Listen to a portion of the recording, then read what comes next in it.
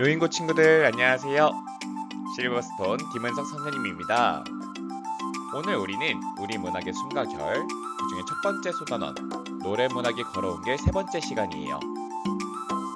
지난 시간까지 여러분들 배웠던 내용 기억나나요? 우리는 교원과 본문 학습을 모두 마쳤고 선생님이 수업 마지막에 여러분들에게 이해학습을 풀어보라고 했습니다. 오늘은 그 이해학습의 정답을 맞추는 것부터 시작해 볼게요. 그럼 다들 저번 시간에 같이 풀어봤던 이해학습 펼쳐주시고 오늘의 수업으로 넘어가 볼까요?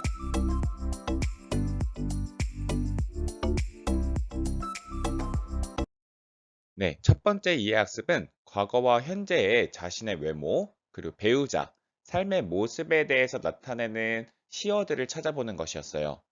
선생님이 지난 시간에 현대어 풀이들을 쭉 해주면서 시어들에 대한 해석까지 다 해줬던 걸로 기억합니다.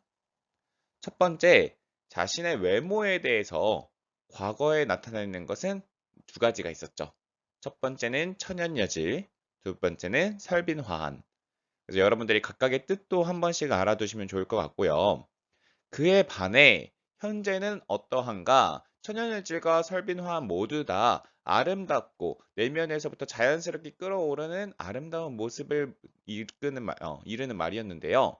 그에 반해 현재는 매우 미운 모습, 사람들이 싫어하는 모습, 그 단어를 나타내는 게 면목가증이었습니다. 여기까지는 화자 자신의 외모에 대해서 얘기하는 거고요. 배우자는 어떻게 했냐? 옛날에 우리 부모님께서 나를 아주 힘들게 키우셔서 군자의 짝, 군자 호구를 원했습니다. 그러나 현재 자신은 누구를 만났냐? 장한유엽의 경박자를 만났다. 이거는 선생님이 딱 과거, 현재라는 표 안에 넣다 보니까 이렇게 분류한 것 같고 사실 장한유엽 경박자를 만난 지도 꽤 오래됐죠. 그래서 이걸 딱 현재라고 보기에는 어렵지만 아무래도 비교적으로 결혼을 하기 전, 결혼한 후 이렇게 본다면 이렇게 표에 나눠서 볼 수 있을 것 같아요. 마지막 삶의 모습은 과거에 어떻게 됐냐? 소년행락, 어린 시절에 즐거움을 누리던 일을 막 떠올리기도 했었습니다. 그런데 지금은 아주 팔자가 사나운 박명한 홍안이라는 얘기 맨 마지막 부분에 나왔던 거 기억나실 거예요. 이렇게 우리는 과거와 현재의 자신의 외모, 배우자, 삶의 모습을 나타내는 시어들을 정리해 봤는데요. 이렇게 시어들의 의미를 파악하는 것도 좋지만 결론적으로 이 두 가지가 과거와 현재를 대비하고 있다는 거, 그것이 중요하겠죠? 여기서 과거란 남편과의 만남의 전을 말하는 거고요. 현재란 남편과의 만남 후를 말하는 거겠죠. 그래서 남편을 만나기 전후로 이렇게 자신의 모습과 삶의 모습도 굉장히 달라졌다라는 거. 결국 그 남편의 만남이 자신의 운명을 바꿔버리는 사건이었다는 것. 여러분들 이렇게 잘 기억해 두시면 좋을 것 같아요. 자, 그럼 첫 번째 학습 활동은 여기서 마치고 두 번째 걸로 가겠습니다. 네, 두 번째 학습 활동은 시어가 아니라 시구조, 하나의 문장을 보면서 그 문장이 이르는 말의 뜻이 무엇인가 라는 것을 여러분들이 해석해 볼 수 있으면 되는데요. 한 줄 한 줄 여러분들이 현대어로 이미 해석을 했기 때문에 그다지 어렵지 않게 풀 수 있었다고 생각을 해요. 먼저 왼쪽에 있는 세 개의 식구를 보면요. 첫 번째, 장한유엽 경박자를 꿈같이 만나이셔. 그래 아까 얘기했던 장한유엽의 경박자, 남편, 배우자를 이르는 말이죠. 굉장히 경박한 사람이었습니다. 그런 사람을 꿈같이 만났다. 이런 식구 하나가 있었고 335 야유원에 세 사람이 나단 말인가? 여기서 야유원이랑 기생이 있는 술집이었고요. 당연히 335는 남편 같은 친구 무리들이겠죠. 세 사람은 야유원의 새로운 기생. 그러니까 야유원의 새로운 기생이 나타나서 335 몰려갔니? 이렇게 물어보는 거였고요. 아마도 이 임의 지위로 살똥말똥하여라. 여기서 이 임은 남편을 말하는 거였죠. 남편 때문에 아주 죽을 것 같다. 이런 얘기였어요. 그래서 이 세 가지를 모두 보면은 남편을 경박자라고 표현하고 야유원에 다닌다라는 걸 노골적으로 드러내고 너 때문에 살똥말똥한다 라고 아예 직접적으로 자신의 상태, 자신의 감정을 드러낸 걸 봤을 때 어떻게 정리할 수 있냐? 가정을 돌보지 않는 남편에 대한 원망의 마음을 드러내고 있다. 여기선 두 가지 정보가 중요한 거예요. 왜 이 여인이 독수공방하게 되었는가? 남편이 가정을 돌보지 않고 야유원 같은 데를 막 돌아다니면서 경박하게 놀러 다니고 있기 때문에 이게 첫 번째 정보고요. 그에 대한 여인의 심정은 어떠한가? 원망의 마음이 있다. 그래서 우리의 이번 가사의 제목은 규원가였다. 원망하는 노래. 여러분들 이 정보들을 잘 기억해 두시면 좋을 것 같아요. 두 번째는 조금은 다른 측면입니다. 이 여인이 남편을 그저 원망만 하고 있진 않았어요. 당연히 우리 문학의 전통인 한의 정서가 잘 드러나기도 합니다. 시구 하나씩 볼게요. 첫 번째 시구는 얼굴을 못 보거니 그립기나 마려머는 얼굴을 서로 못 봤으니까 서로 그립지나 않았으면 좋으련만 이런 내용이었죠. 두 번째는 차라리 잠을 들어 꿈에나 보려 하니 이 남편을 보고 싶은 마음을 해소하기 위해 잠을 들어서 꿈에서 님을 보려고 했던 모습을 여러분 기억하실 겁니다. 그러나 물론 잠을 들지 못했죠. 그래서 난간에 비겨셔서 가신데 바라보니 우리 잠이 안 오니까 난간에 서서 이미 떠나온 곳을 멍하니 바라보면서 하루 왼종일 시간을 보냈던 모습들도 기억나실 겁니다. 앞에 왼쪽과는 달리 오른쪽에 있는 식구들은요, 다 하나같이 남편을 그리워하고 남편을 보고 싶어하고 남편이 돌아오기를 기다리고 있는 모습이에요. 그래서 여러분들이 이것들을 정리하면 오지 않는 남편을 기다리는 외로움, 남편에 대한 그리움과 미련의 정서를 드러내고 있다.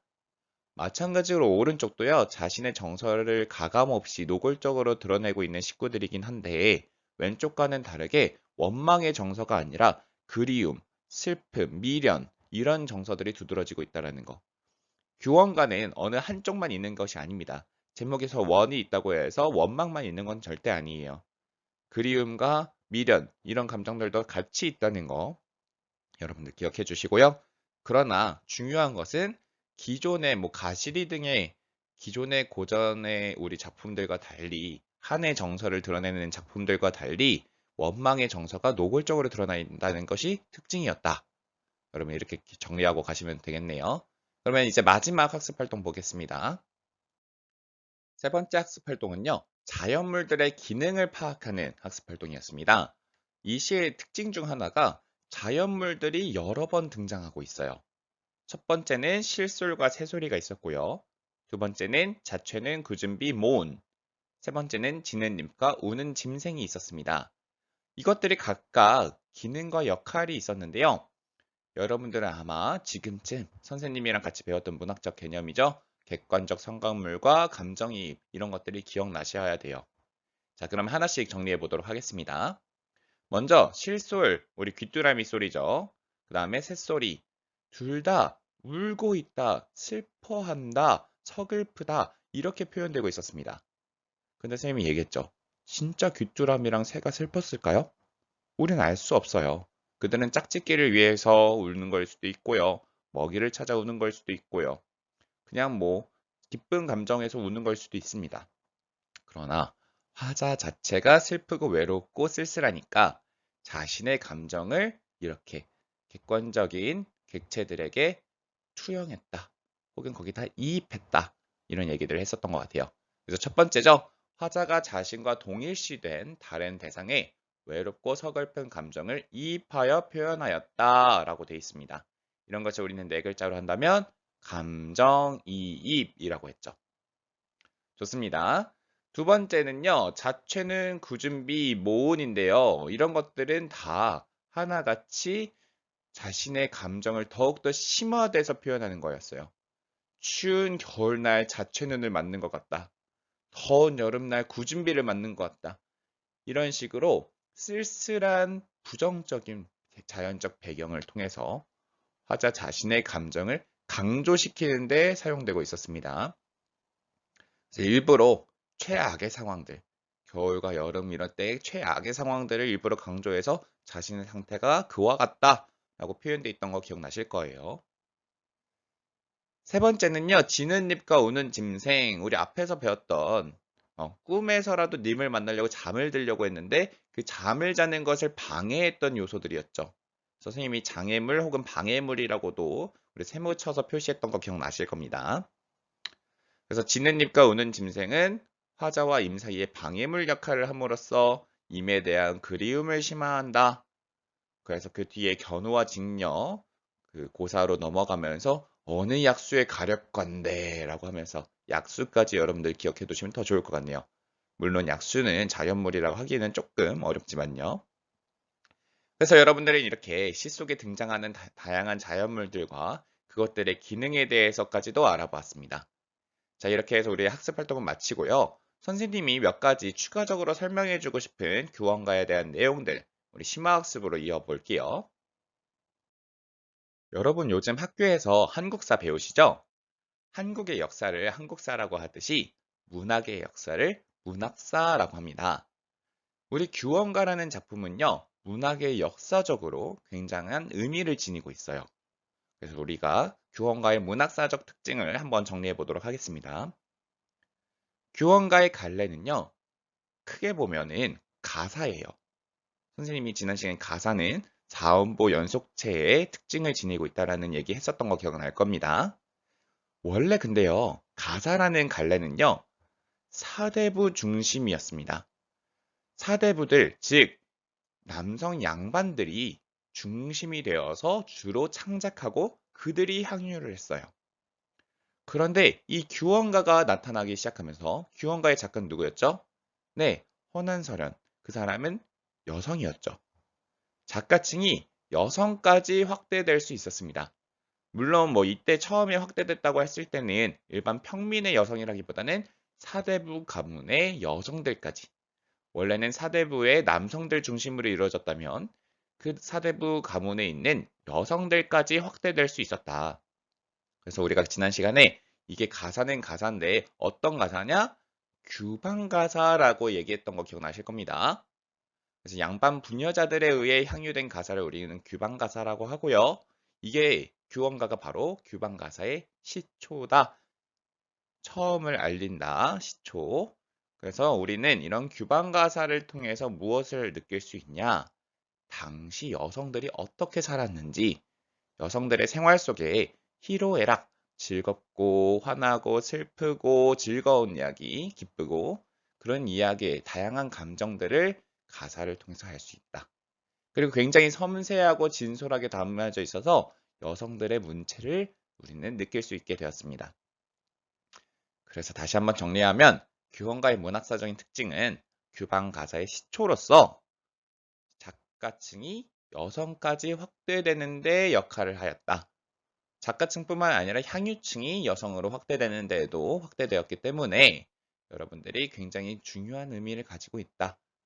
우리는 이런 규원가를 통해 당대 여성들의 마음을 느낄 수 있다. 당대 여성들의 생활상을 알 수 있다라고 정리할 수 있겠네요. 그래서 우리가 이 작품을 통해서 당대 여성들의 생활 모습을 알 수 있었듯이 오늘날의 현대시를 통해서도 오늘날 여성들의 모습을 알 수 있습니다. 그래서 마지막으로 해볼 목표 학습은요. 오늘날의 현대시 한 편과 규원가를 서로 비교해 볼 거예요. 그 안에 담겨져 있는 여성들의 모습이 어떤 점에서 같고 어떤 점에서는 조금 다른지 그런 것들을 한번 알아보도록 하겠습니다. 자, 선생님이 준비한 오늘의 현대시는요. 고정희 작가의 우리 동네 구자명씨라는 작품입니다. 말 그대로 구자명이라는 우리 일상 속에서 볼 수 있는 한 여성의 삶의 모습을 잘 담아낸 시예요. 그래서 여러분들이 한번 이 시를 먼저 막 분석해서 보기 전에 쭉 읽으면서 감상을 해봅시다. 그러면서 이 작품에 나타나 있는 여성의 삶과 규원가의 여성의 삶을 비교해 보면 좋을 것 같아요. 그러면 선생님이 감상하기 좋은 세 가지 질문 드리겠습니다. 첫 번째는 구자명이라는 인물이 어떤 상황 속에 있는지, 구자명의 상황은 어떤가요? 여러분들이 잘 한번 분석해 보시고요. 구자명의 그럼 정서는 어떤지, 선생님이 노래문학이라는 것은 정서를 표현하는 거라고 했잖아요. 이번에는 화자의 정서 이전에 구자명이라는 대상의 정서는 어떤지도 한번 판단해 보시고, 마지막으로 화자가 구자명을 어떤 시선으로 바라보고 있는지 여러분들이 파악하시면 이 시를 충분히 감상할 수 있을 거예요. 자, 그러면 시간은 한 3분 정도 드릴 테니까 먼저 시를 쭉 한번 읽어보겠습니다.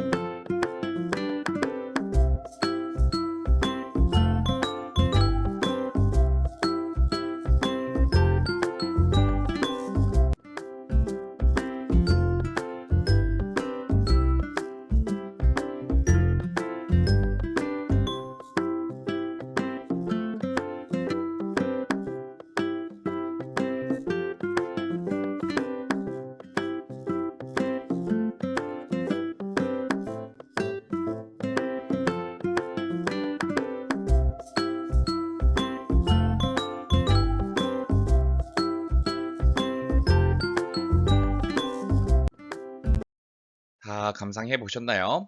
여러분들이 충분히 세 가지 질문에 대한 답을 찾을 수 있었다고 생각을 해요. 그런데 우리가 그래도 시를 한 편 배웠으니까 좀 자세히 한 줄 한 줄 보는 것도 필요할 것 같습니다. 선생님이랑 같이 한번 한 줄 한 줄 보면서 조금 더 깊이 있게 알아보도록 할게요. 자, 맞벌이 부부 우리 동네 구자명 씨라고 하면서 이 시에서 다루고 있는 대상에 대해서 얘기하고 있습니다. 구자명 씨는 어떤 사람이냐? 일단 우리가 알 수 있는 건 맞벌이라는 단어에서 직장 일을 하는 사람이다. 그 다음에 다음 줄을 보면 7달 아기 엄마 구자명 씨.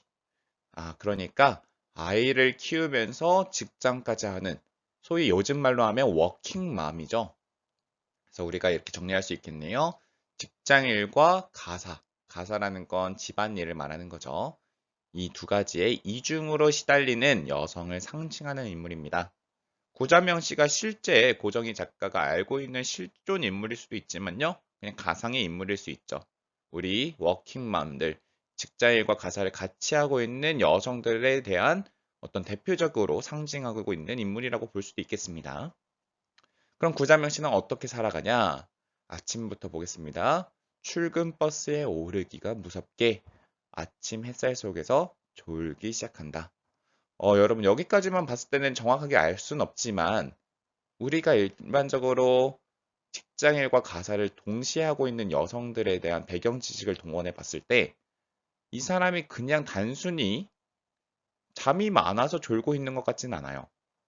굉장히 삶이 피곤하니까, 굉장히 삶이 고단하니까 졸고 있는 모습일 것 같습니다.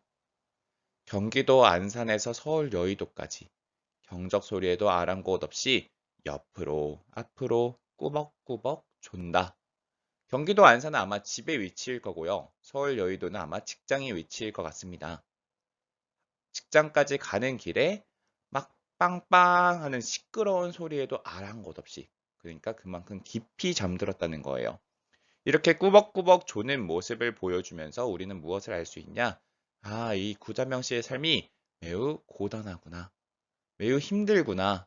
삶이 그렇게 막 여유롭지 않구나라는 것을 우리는 짐작할 수 있어요. 구자명 씨의 삶이 굉장히 피곤하고 굉장히 피로하다라는 것을 이렇게 조는 모습을 묘사한 것을 통해서 알 수가 있습니다.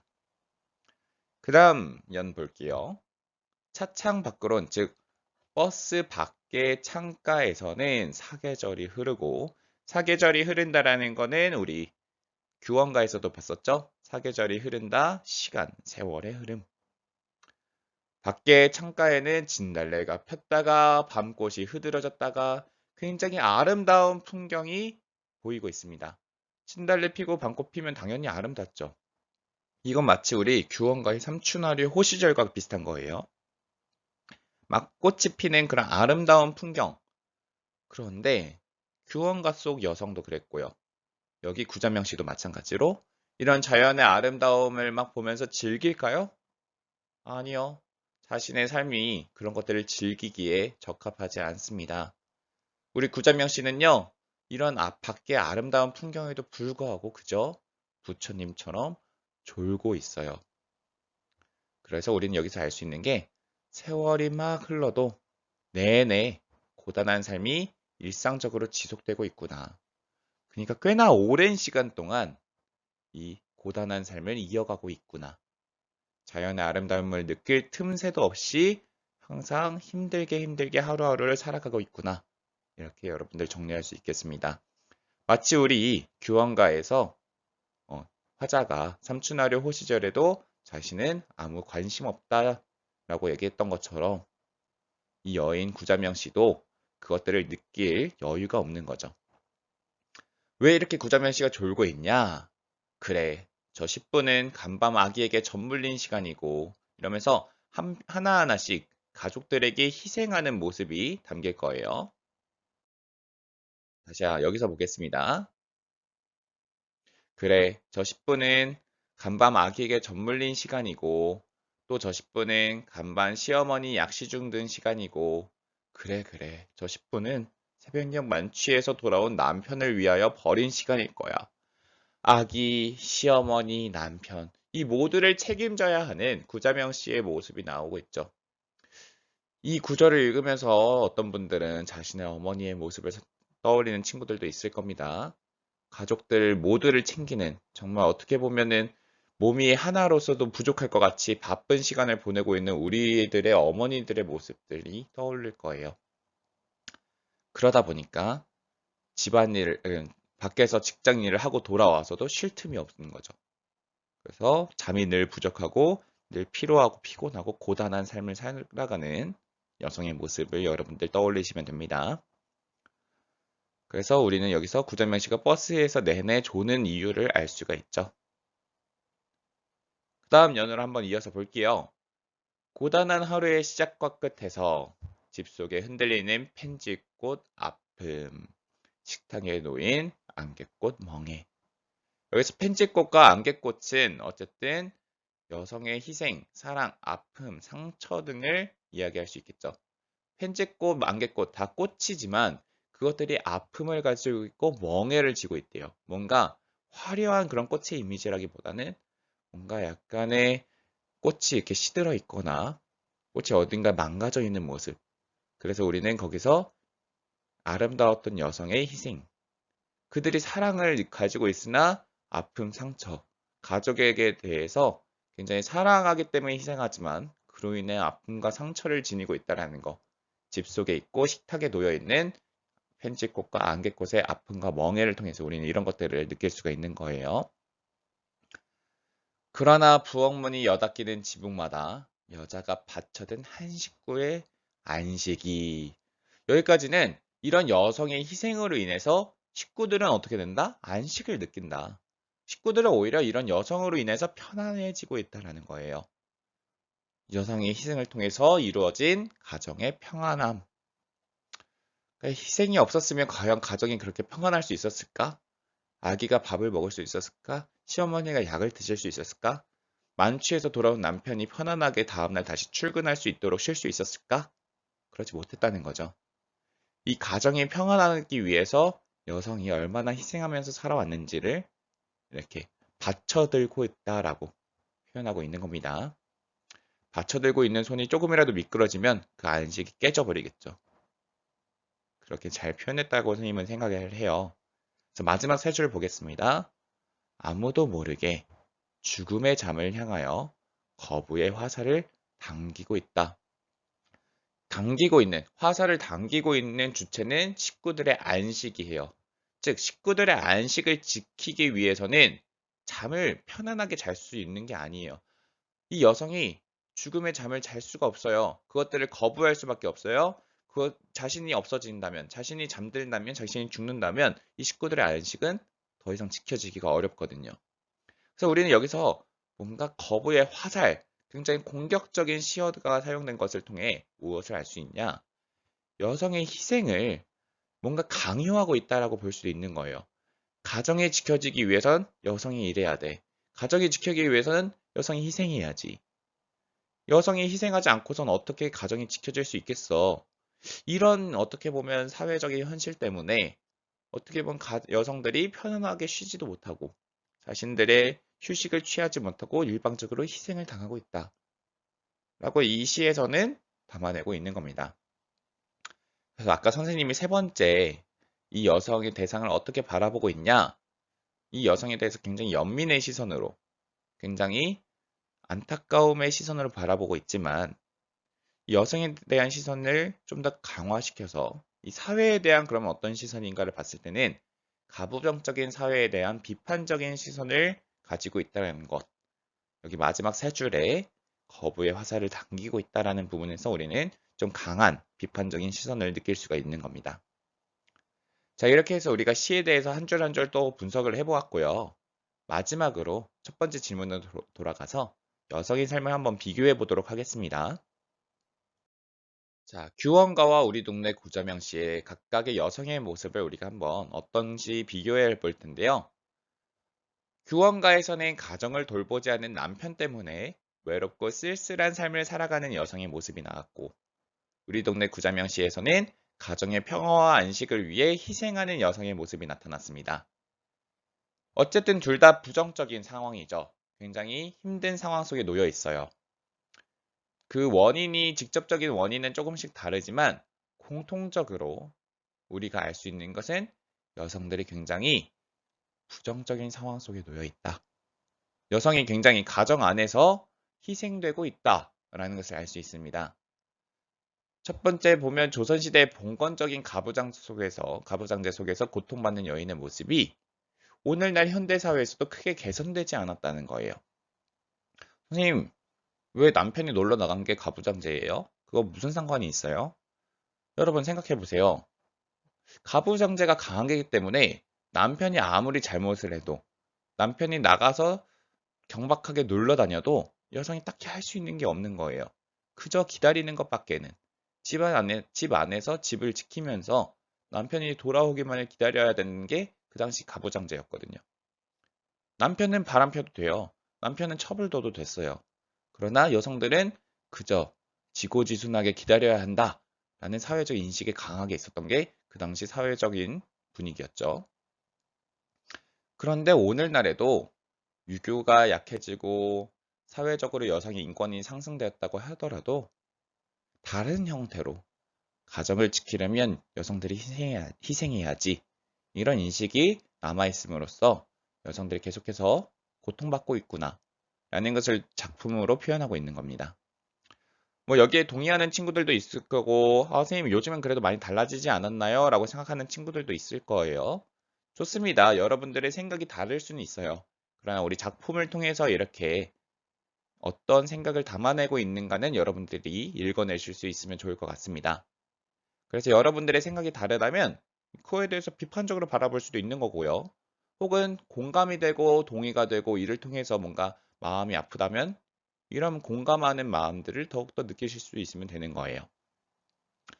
자, 그래서 우리가 규원가와 오늘날의 현대시 우리 동네 고자명시를 한번 비교해서 살펴보았고요. 마지막 심화학습으로 오늘 수업을 마치도록 할게요. 자, 마지막 심화학습은 여러분들도 한번 가사의 형식으로 여러분들의 상황과 정서를 진솔하게 한번 표현해 보자는 겁니다.